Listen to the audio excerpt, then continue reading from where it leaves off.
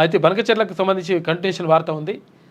ఏ రాష్ట్రానికి అన్యాయం జరగకుండా బనకచెర్లపై నిర్ణయం తీసుకుంటా, ఏ రాష్ట్రానికి అన్యాయం జరగకుండా, తెలంగాణ రాష్ట్రానికి అన్యాయం జరగకుండా నిర్ణయం తీసుకుంటా అని చెప్పు.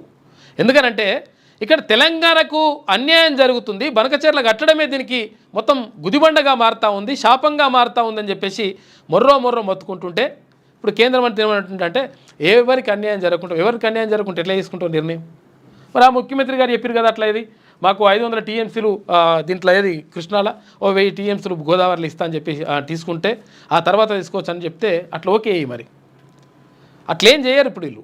ఎందుకంటే ఇప్పుడు ఎటు కాకుండా మాట్లాడమన్నమాట ఇది.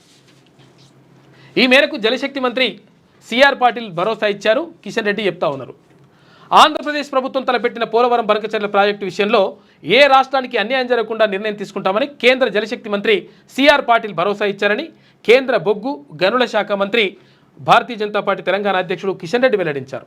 ఈ అంశంపై బుధవారం సాయంత్రం ఢిల్లీలో సిఆర్ పాటిల్తో కిషన్ రెడ్డి భేటీ అయ్యారు. అనంతరం ఆయన ఒక ప్రకటన విడుదల చేశారు.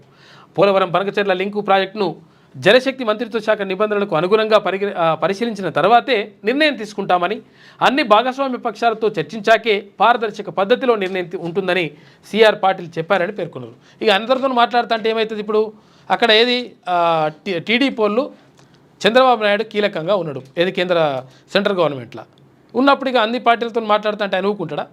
మాకే కావాలంటాడు. మరి ఎప్పుడు ఏం చేస్తారో చూడాలి. హైదరాబాద్లో తెలంగాణ ప్రభుత్వం తలపెట్టిన మెట్రో 2వ దశ ప్రాజెక్టుపై కేంద్ర మంత్రి కిషన్ రెడ్డి బుధవారం ఢిల్లీలో పట్టణాభివృద్ధి శాఖ మంత్రి మనోహర్ లాల్ ఖట్టర్ను కలిసి చర్చించారు. ఈ కేంద్ర పట్టణాభివృద్ధి శాఖ ఆధ్వర్యంలో తెలంగాణలో చేపట్టిన వివిధ అభివృద్ధి కార్యక్రమాల గురించి ఆయన మాట్లాడాడు. మరి ఏ నిర్ణయం తీసుకుంటారో మరి మాత్రం కానీ తెలంగాణకు అన్యాయం జరగకుండా చూసే బాధ్యత మీ పైనే ఉంటుంది. ఇక ట్రంప్ గురించి